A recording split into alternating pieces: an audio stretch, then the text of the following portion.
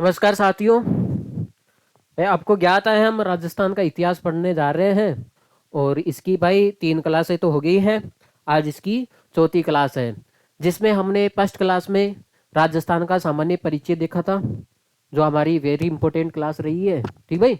और हम देख रहे हैं प्रमुख शिलालेख। ठीक भाई। इसके बाद में एक और क्लास आएगी जिसमें शिलालेख और पढ़ेंगे। तो हमारे जो ये राजस्थान का जो इतिहास है, राजस्थान का इतिहास जानने की जो स्रोत है वो हम पढ़ रहे हैं। ये 4 प्रकार के स्रोत होते हैं राजस्थान को इतिहास के जानने के। तो इसमें पहला स्रोत पढ़ रहे हैं हम प्रमुख शिलालेख। ठीक भाई। देखो हमने बात की थी, हमने कल कल वाली क्लास में हमने 900 ईस्वी से 1200 ईस्वी तक हमने बात की थी। ठीक भाई।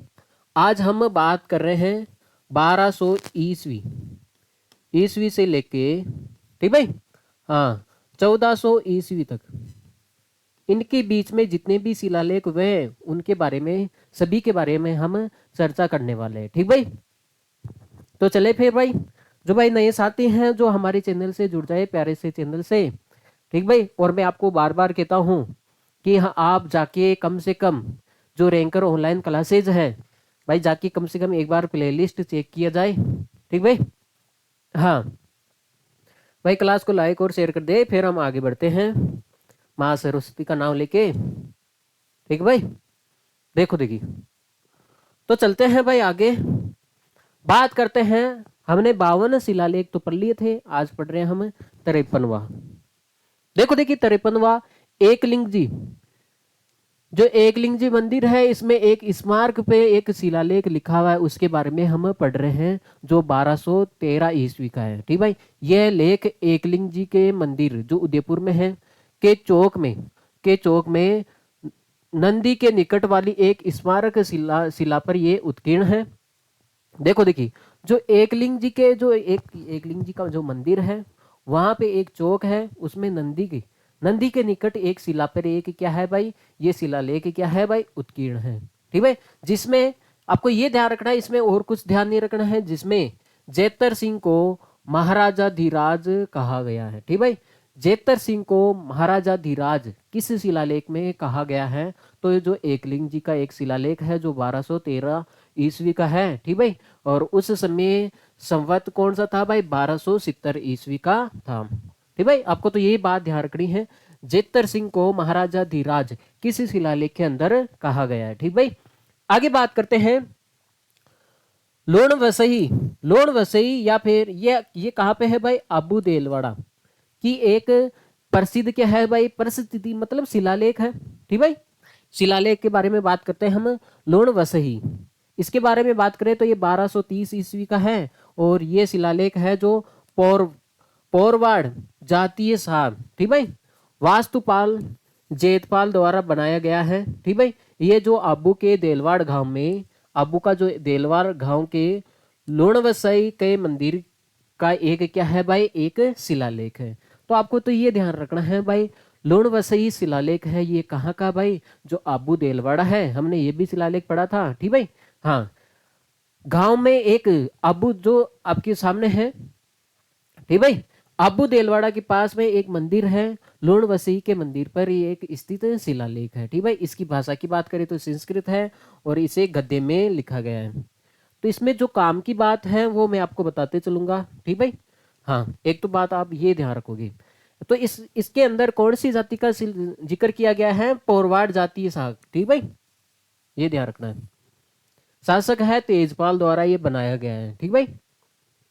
बात करते हैं हम इसमें आबू वंश के परमार शासकों तथा वास्तुपाल और जैतपाल के वंश का वर्णन इसके अंदर मिलता है। तो सवाल सीधा सीधा पूछा जाता है भाई, आबू वंश के जो परमार शासक है इनका वर्णन कौन से शिलालेख के अंदर मिलता है, या फिर वास्तुपाल जैतपाल के वंश का वर्णन किस शिलालेख के अंदर मिलता है? तो यह है भाई लोण वसई शिलालेख। इसमें वर्णित है कि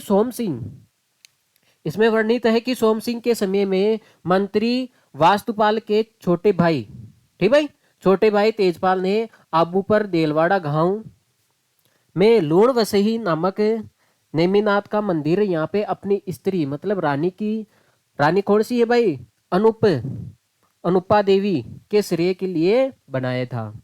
देखो यहाँ से, देखो जाहिर सी बात है, ये लूण वसई जो मंदिर है वहां पे शिलालेख लिखा हुआ है, जिसका नाम ही शिलालेख लूण वसई शिलालेख है। जो ये है, जो सोम सिंह के समय का जो मंत्री है, ठीक भाई, वास्तुपाल, इसका छोटा भाई है भाई तेजपाल। ये आबू पर देलवाड़ा गांव में लोण वसई नामक नेमिनाथ का मंदिर अपनी जो रानी है, स्त्री है, ठीक है, अनुपा देवी, तो आपको इस रानी का नाम याद रखना है। तो तेजपाल है भाई, तेजपाल है ये, अनुपा देवी के श्रेय के लिए मंदिर का निर्माण करता है, ठीक भाई। और इस मंदिर की जो प्रतिष्ठा है कौन करता है भाई, विजयसेन सूरी ने की थी। तो आपको तो सबसे इंपॉर्टेंट बात ये है, ये बात ध्यान रख लेना, ठीक भाई। हाँ, चलो भाई, ये अपनी स्त्री के लिए अनुपमा देवी है, इसकी स्त्री के लिए ये अपना मंदिर का क्या करता है भाई, निर्माण करता है, लोणवसई मंदिर का, ठीक भाई, नेमिनाथ मंदिर का। बात करते हैं आबू, आबू के अंदर नेमिनाथ है के मंदिर की शिलालेख के बारे में बात करें तो ये संवत विक्रम संवत 1287 का है, श्रावण कृष्ण तीसरे रविवार का, ठीक है। थर्ड रविवार पड़ेगा, थर्ड संडे पड़ेगा उसका है ये। इसमें 74 क्या है भाई, श्लोक है। देखो इसमें ध्यान कौन सी बात रखनी है, देखो ये बात ध्यान रखो आप। इसको तेजपाल के द्वारा बनाए गए आबू के देलवाड़ा गांव के नेमिनाथ के मंदिर में लगाई गई थी, ठीक भाई, अभी पढ़ा था ना हमने।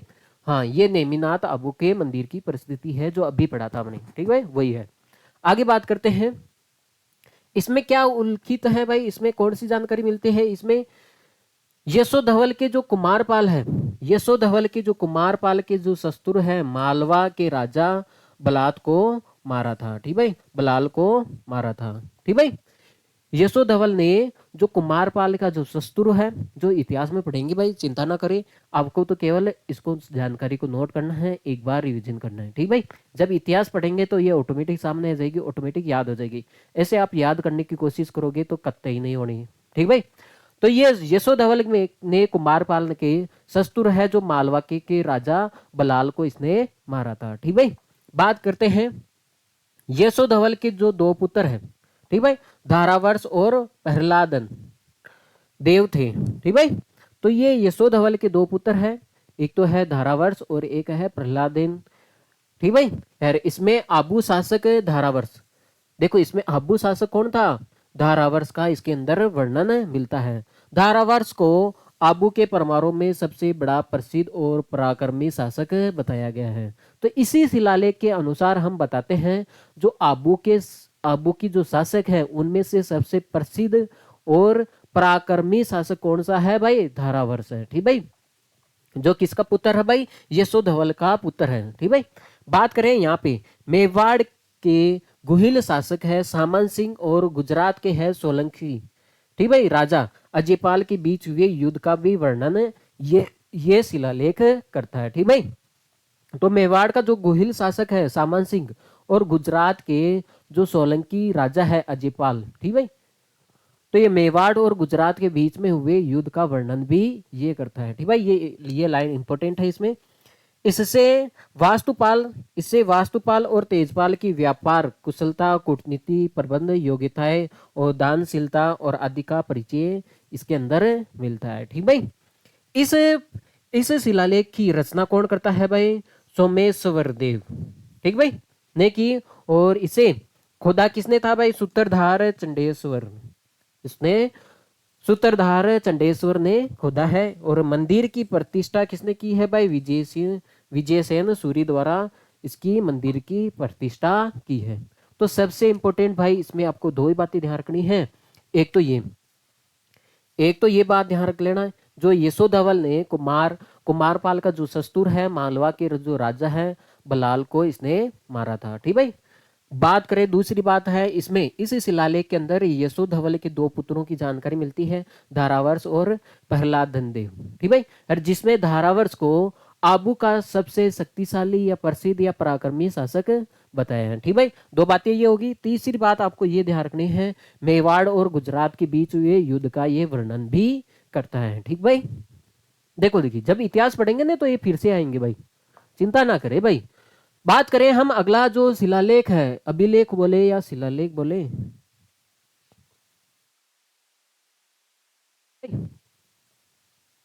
हाँ, बात करें भाई अगले शिलालेख के बारे में। हाँ देखो देखिए, बात करते हैं सुंदा पर्वत। सुंदा पर्वत अभिलेख के बारे में बात करें तो ये लेख जालोर में सुंडा या सुंगधाद्री पर्वत पर, ठीक भाई, दो शिलाखंडों में ये मिला हुआ था, टूटा हुआ था, ठीक भाई। और इसके परिस्थितिकार जैन कौन थे भाई? जैन साधु, और ये जय मंगलाचार्य थे, ठीक भाई। आगे बात करते हैं इसकी भाषा संस्कृत और लिपि देव, ठीक भाई, देवनागरी इसकी लिपि होगी। इसमें देखो आपको कौन सी बात ध्यान रखनी है। पहले तो बात है ये सुंदा पर्वत अभिलेख है, ये कहाँ पे मिला था भाई? जालोर का जो सुंडा है, जिसका नाम है सुगंधरादि पर्वत पर, ये दो खंडों में मिला था, ठीक भाई। पहले तो आपको ये ध्यान रखना है जो सुंदा पर्वत अभिलेख है ये कहाँ पे प्राप्त हुआ था भाई? जालोर में, इतनी बात ध्यान रखोगे, ठीक है। इसके अलावा आपको कुछ बात ध्यान नहीं रखनी है। आगे देखते हैं, देखिए भाई चाचिक देव चौहान के बारे में, देखो इसमें ये बात ध्यान रखनी है, चाचिक देव चौहान के बारे में कौन से शिलालेख के बारे में जानकारी मिलती है? तो सुंदा पर्वत अभिलेख के अंदर आपके चाचिक देव चौहान के बारे में जानकारी मिलती है। इसमें इसके पूर्वजों और उनके पड़ोसी शासकों के नामावली भी दी गई है, ठीक भाई। और इससे जानकारी मिलती है कि यहाँ पे समर सिंह ने जालोर में गढ़ का निर्माण भी करवाया था। जब हम जालोर का जिला दर्शन पढ़े थे ना, तो वहां पे ये बात पढ़ी थी हमने। समर सिंह ने जालोर में गढ़ का निर्माण भी करवाया था। तो ये जानकारी हमें, देखो ये क्या है? इतिहास के स्रोत है। तो ये इतिहास के स्रोत है, जो शिलालेख है लिखे हुए हैं, वहां से तो हमें इतिहास की जानकारी मिलती है भाई, ठीक है। वहीं से तो हम इतिहास बनाते हैं। तो समर सिंह ने जालोर का जो गढ़ है उसका निर्माण करवाया था, ठीक भाई। और यहाँ पे समरपुर की स्थापना भी की थी। ये दोनों बात है, समर सिंह ने जालोर में गढ़ का निर्माण करवाया और समरपुर की स्थापना भी की। ये जानकारी आपके इस शिलालेख के अंदर मिलेगी। बात करें भाई उदय सिंह की पत्नी, बात करें भाई उदय सिंह की पत्नी और पहला दिन देवी ने और यहाँ पे चाचिक देव को जन्म दिया था। देखो देखिए, बात करते हैं उदय सिंह की जो पत्नी है प्रहलाद देन देवी ने यहाँ पे चाचिक देव को क्या दिया था? जन्म दिया था, जिसे तुरस्को को परास्त किया था, ठीक भाई।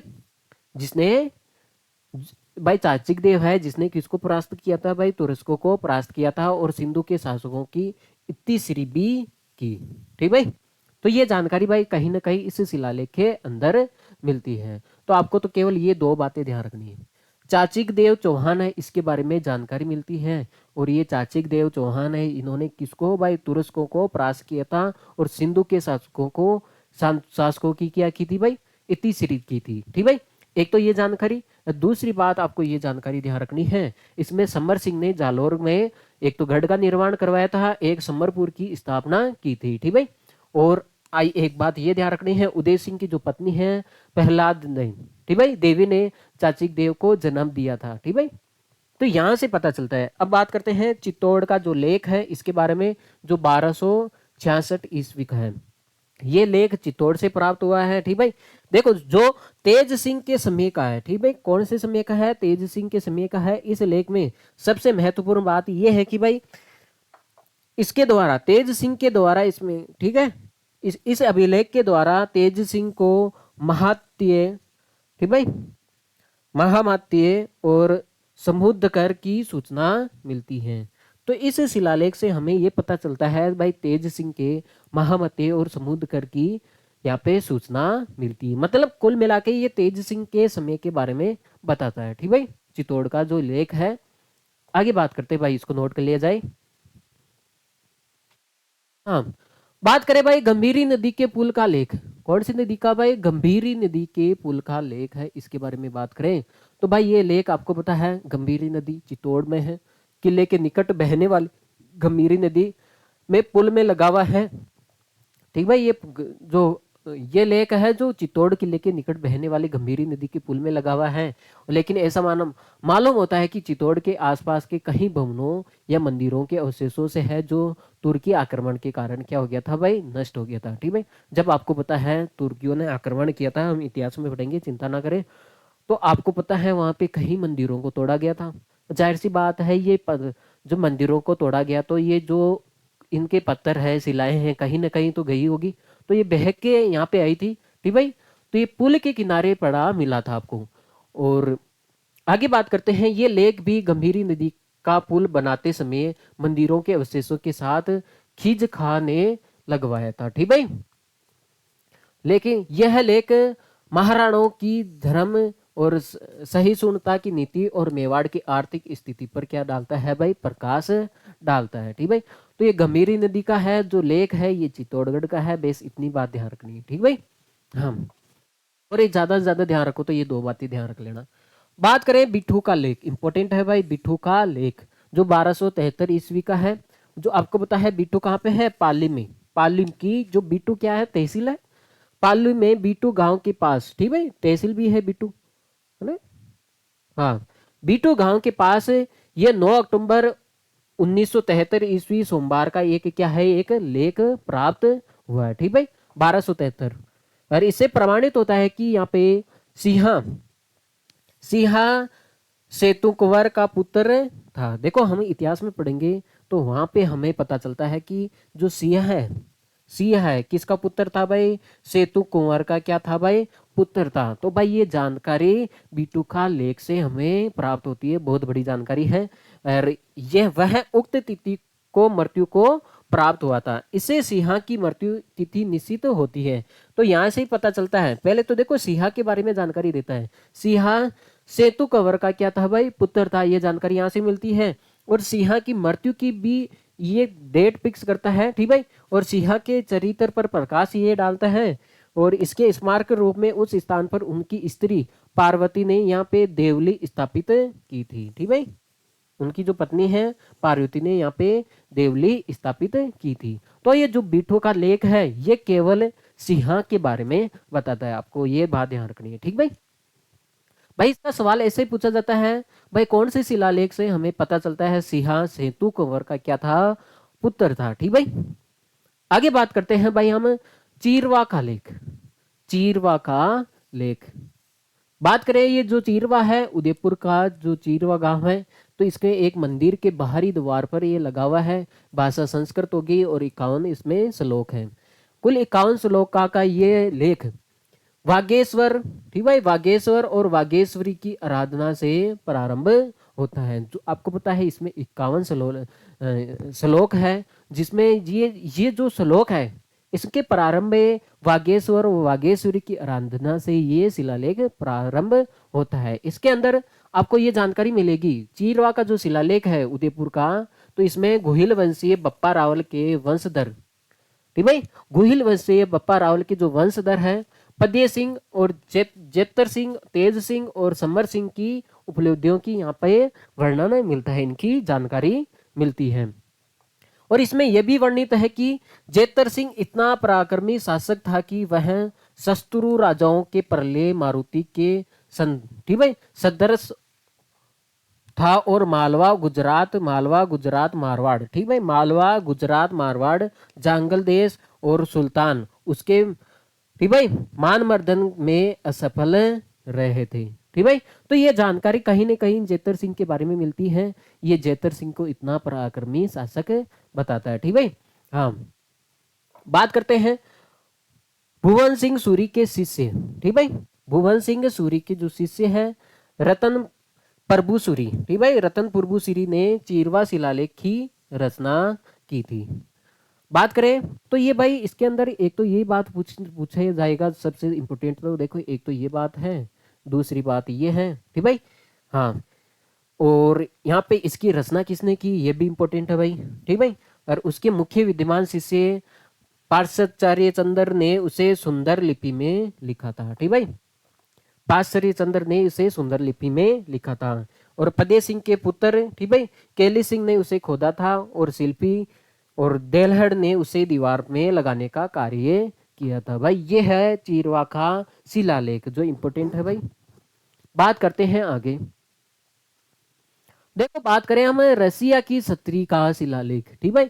रसिया की सत्री का शिलालेख के बारे में बात करें भाई, तो देखो ये 61 श्लोकों का ये शिलालेख है जो चित्तौड़गढ़ दुर्ग में रसिया की छतरी में ये लगा हुआ मिला है। चित्तौड़ के किसी आक्रमण के समय इसकी एक शिला टूट गई थी। तो जाहिर सी बात है तुर्कों का आक्रमण हुआ था, हमने पहले पढ़ा था यहाँ पे, ठीक भाई। तो ये चित्तौड़गढ़ में सीरिया की छतरी पे लगा हुआ एक क्या है भाई, रसिया की छतरी पर, ठीक भाई। हाँ भाई, रसिया की छतरी का जो शिलालेख है, तो ये जाहिर सी बात है चित्तौड़गढ़ का जो दुर्ग है उसमें रसिया की जो छतरी है वहां पे लगा हुआ है। आगे बात करते हैं 13वीं शताब्दी की जो मेवाड़ की प्राकृतिक स्थिति और उपज, वर्षावली और पक्षियों के संबंध में यहाँ पे जानकारी मिलती है। इसका मतलब हम ऐसे कह सकते हैं जो मेवाड़ की जो 13वीं शताब्दी है इसके बारे में जानकारी मिलती है। करते हैं देलवाड़ा और नागदा का वर्णन। उस समय की नगर योजना समझने में ये बहुत उपयोगी सिद्ध हुआ है। इसमें बात करें भाई, इसमें 61 श्लोक है, तो इसके 10वें श्लोक से बप्पा रावल का वर्णन देखिए, ये भी ध्यान रखना है भाई, इसका जो 10वां श्लोक है से बापा का वर्णन प्रारंभ होता है, जिसमें उसका हरित ऋषि द्वारा, ठीक भाई, सुवर्ण कटक तथा राज्य प्राप्त करने का उल्लेख मिलता है, ठीक भाई। तो इसका जो 10वां श्लोक है इसके अंदर बप्पा रावल का, ठीक भाई, उसका हरित ऋषि द्वारा सुवर्ण कटक तथा राज्य प्राप्त करने का उल्लेख मिलता है, ठीक भाई। और आगे चल कर ये परिस्थितिकार ने गुहिल को बप्पा का पुत्र बताने को भारी भूल की है, ठीक भाई। जो इतिहासकार है, ठीक भाई, इसने जो लिखवाया है ना भाई, इस शिलालेख को जिसने बनवाया है, ठीक भाई, तो ऐसे माना जाता है भाई आगे चल के इतिहासकार ने गुहिल को बप्पा का पुत्र बताने की भारी भूल की है, ठीक भाई। इसमें गुहिल के बाद सील, काल, भोज, मम्मट, सिंह और महायक और कुमार और अलट, शक्ति कुमार और यहाँ पे देखो अंबा प्रसाद, रुचि वर्मा और नर वर्मा नामक मेवाड़ के शासकों की उपलब्धियों पर यह प्रकाश डालता है। कुल मिलाकर ये जो मेवाड़ की जो 13वीं शताब्दी है इसमें जितने भी शासक हैं उनकी उपलब्धियों पर जानकारी ये प्रकाश डालता है, उनके बारे में कुछ कुछ बताता है, ठीक भाई। तो ये गुहिल वंश के जो है, गुहिल के बाद ये सील, काल, भोज और मट और सिंह है, ये आदि शासक है जिनके बारे में ये बताता है। मेवाड़ की राजनीतिक, सामाजिक, धार्मिक स्थितियों के अध्ययन के लिए शिला बहुत महत्वपूर्ण है। और इसकी रचना भाई नागर जाति के जो ब्राह्मण हैं, ठीक भाई, वेद शर्मा ने की थी। और इसको उत्कीर्ण कौन किसने किया था? सूत्रधार सज्जन ने इसको क्या किया था भाई? उत्कीर्ण किया था भाई। ये है भाई आपका रसिया की छतरी का शिलालेख जो चित्तौड़गढ़ के अंदर मिलता है। भाई बात करते हैं भाई अचलेश्वर लेख। किसकी बात करें भाई? अचलेश्वर लेख के बारे में बात करें तो आपको पता है अचलेश्वर आबू के मंदिर के पास मठ में एक चौपाल की दीवार में ये लगा हुआ है। इसमें बापा से आपको तो ये ध्यान रखना है, अचलेश्वर का जो लेख है इसमें भाई बापा से लेकर समर सिंह के काल की वंशावली का वर्णन दिया गया है, ठीक भाई। आगे बात करते हैं हम मेदपाट के संबंध में ये उल्लेख है। किसके संबंध में भाई? मेदपाट के संबंध में ये उल्लेख है और बापा के द्वारा यहाँ पे, ठीक भाई, दुर्जनों का संहार हुआ था और उनकी चर्बी से यहाँ की भूमि गीली हो जाने से इसे हम मेदपाट कहते हैं, ठीक भाई। हमने पढ़ा था भाई मेदपाट के बारे में भी, ठीक है भाई। हाँ देखो इसके अंदर अचलेश्वर का जो लेख है ये मेदपाट के संबंध में उल्लेख करता है। देखो मेदपाट क्या होता है? बापा के द्वारा यहाँ पे, ठीक भाई, दुर्जनों का यहाँ पे संहार हुआ था और उनकी चर्बी से यहाँ की भूमि गीली हो जाने से इसको जो गीली भूमि है उसको क्या कहा जाता था? वहां पे मेदपाट कहा जाता था। तो आपको ये ध्यान रखना है मेदपाट का जिक्र कौन से शिलालेख के अंदर होता है भाई? अचलेश्वर शिलालेख के अंदर। नागदा के संबंध में यहाँ पे हरित ऋषि का वर्णन भी मिलता है और मिलता है कि उन्होंने यहाँ पे घोर तपस्या की थी, ठीक भाई। हरित ऋषि का देखो नागदा के संबंध में यहाँ पे कौन से ऋषि के बारे में भाई? हरित ऋषि के बारे में यहाँ पे वर्णन भी मिलता है कि यहाँ पे उन्होंने घोर तपस्या की थी भाई, ठीक भाई, आबू के अंदर। इन्हीं की अनुकंपा से बापा को राज्य और शस्त्रीय की, ठीक भाई, प्राप्ति हुई थी, ठीक भाई। ये हरित ऋषि है भाई, तपस्वी भी है भाई, ठीक भाई। ये ऋषि से इनको जो बप्पा राव है इनको राज्य मिला था। और बात करते हैं इसके रचयिता कौन है भाई? प्रियपट्टू है। प्रियपट्टू का जो पुत्र है वेद शर्मा है और इस लेखक का उत्कीर्णकर्ता कौन है भाई? सुभाष चंद्र। ठीक भाई, लेखक कौन है भाई? सुभाष चंद्र। और उत्कीर्णकर्ता कौन है भाई? कमर सिंह सूत्रधार इसके क्या है भाई? उत्कीर्णकर्ता है। ठीक भाई, आगे बात करते हैं। जो बात करें चित्तौड़गढ़ के जो जैन कीर्ति स्तंभ के जो 3 शिलालेख प्राप्त हुए हैं। ठीक भाई, चित्तौड़गढ़ का जो जैन है, जैन कीर्ति स्तंभ के 3 यहाँ पे शिलालेख प्राप्त हुए। बात करते हैं इन लेखों का संबंध चित्तौड़गढ़ के जैन कीर्ति स्तंभ से है, क्योंकि इन लेखों में स्तंभ की स्थापना करता। ठीक भाई, इन लेखों में, तीनों लेखों में स्तंभ की स्थापना करता है। ठीक भाई, शाहजीजा और उसके वंशज का क्या मिलता है भाई? वर्णन मिलता है। वैसे इन लेखों में कहीं भी समय अंकित नहीं है, पर चित्तौड़ के विक्रम संवत 1357 के लेख के साथ इन लेखों को पढ़ते हैं हम। ठीक भाई, बात करते हैं। ऐसा प्रतीत होता है कि चित्तौड़गढ़ के जो जैन कीर्ति स्तंभ को 13वीं शताब्दी, देखो आपको तो ये ध्यान रखना है, 13वीं शताब्दी में जिजाक के द्वारा बनवाया गया था। तो ये इसके बारे में जानकारी देता है। ठीक भाई, तो ये चित्तौड़गढ़ जैन कीर्ति स्तंभ के जो 3 लेख शिलालेख प्राप्त हुए हैं। ठीक भाई, तो ये लेख चित्तौड़गढ़ का जो 13वीं शताब्दी है, तो ये जो स्मारक बनाए गए हैं, ठीक भाई, इनके बारे में, जैन कीर्ति स्तंभ बनाए गए हैं, इनके बारे में ये जानकारी देता है। और वैसे मान्यता ये चली आ रही है कि जिजाक ने, वैसे मान्यता चली आ रही है कि जिजाक ने इसे 11वीं शताब्दी में बनवाया था। ठीक भाई, हाँ ओके भाई, इसको नोट कर लिया जाए, फिर हम आगे बढ़ते हैं। देखो देखिए क्या हुआ भाई। हाँ, बात करते हैं, आज का आखिरी शिलालेख है।